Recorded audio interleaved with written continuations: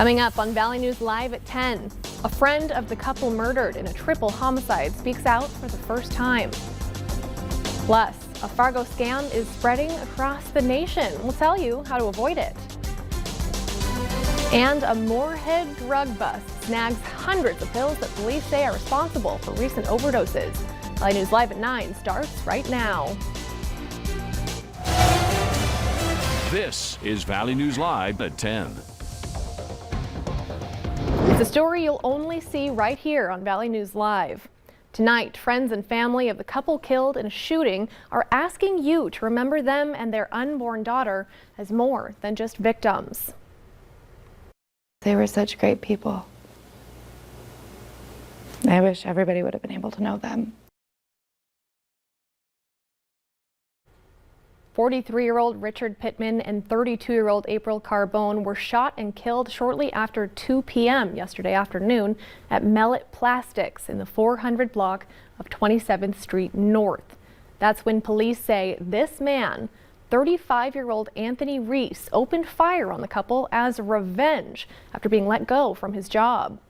Reese has since been charged with 3 counts of murder and faces the rest of his life in prison. He'll be seen in court again next month. Fargo police have released new surveillance videos tonight of the man they say robbed Casey's. Take a look at your screen. Police say this is the man behind Monday's armed robbery at the Casey's on 42nd Street South in Fargo. Police say he threatened a clerk with a weapon before taking off with cash. They say he's about 5'11" and has lighter skin. He was wearing a dark jacket over a gray sweatshirt. We have more photos of him on our website, valleynewslive.com. If you recognize him, you're asked to call Fargo Police. Valley News Live has obtained the mugshots of the 2 men arrested in Moorhead following a large drug bust. 33-year-old Brady Allen Swanson and 31-year-old Matthew Brian Katz have been booked into the Clay County Jail. Moorhead police say they stopped a car on I-94 yesterday after learning about drugs being moved from Minneapolis to Moorhead. Officers searched their car and found more than 300 small blue pills marked with M30. They say these drugs fielded positive tests for fentanyl. That's the drug responsible for doubling the number of yearly overdoses in the metro.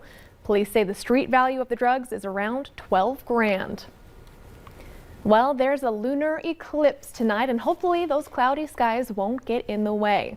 You'll have to either stay up really late tonight or get up really early tomorrow morning. About 97% of the moon will be covered by Earth's shadow, and so it's almost a full eclipse. But here it is, our timing for all of this. Our first start of the eclipse will be at 1:18 Central Time. That's when the first area of Earth's shadow will cover the moon. We're going to see the entirety of it, or at least 97% of it, at 3:02. That's the peak. The whole thing ends at 4:47. This one is nearly the longest one in 600 years. It'll be about 3 hours and 28 minutes long.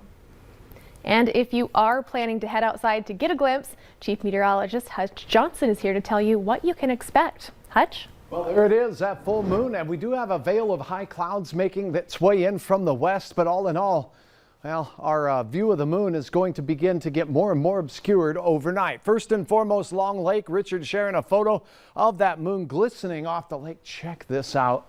Simply stunning with that barn shot there. This was from Rick Craig. What a beautiful Bisbee shot there. Thanks so much at that rising full moon. Here's another look from our tower cam. That one in the Grand Forks area as those high thin clouds wisp across the sky in the winds.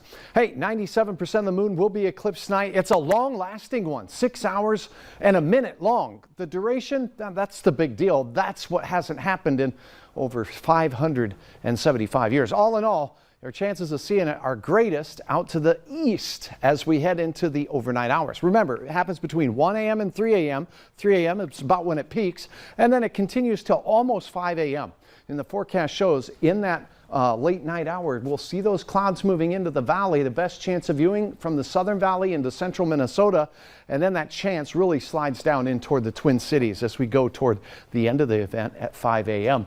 Coming up, we'll have details on how that Friday forecast finishes up, because all in all, we do have some mild weather to talk about, but you know, Callie, it gets a little wild here and there as well as we head toward the Thanksgiving holiday. Details on all of that in a few minutes. You know, Hutch, out to the west, it was warmer this week. Now you got to be out to to the east to catch the glimpse of 600 years. Put a few Just miles can't on. win. Yeah.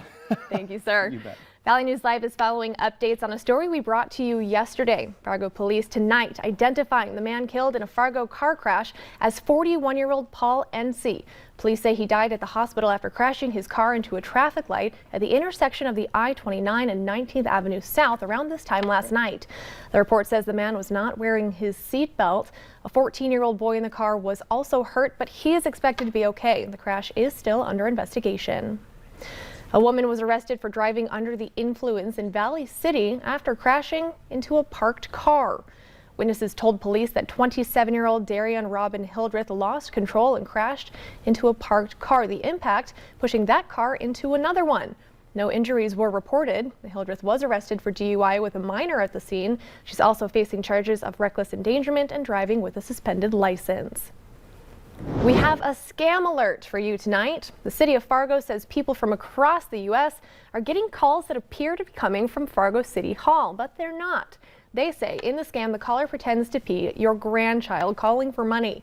Fargo says their services department is working to fix the issue. If you receive a call like this, you're asked to contact Fargo Police.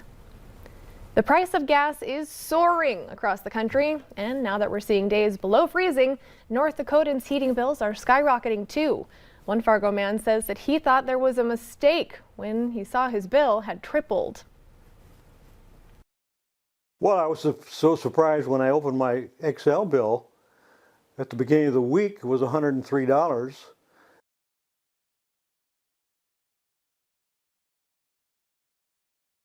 Bill was just $33 back in October. Excel offers payment plans for those struggling with the increased prices, and you can get help through the federal government as well. For more information, you can head to our website.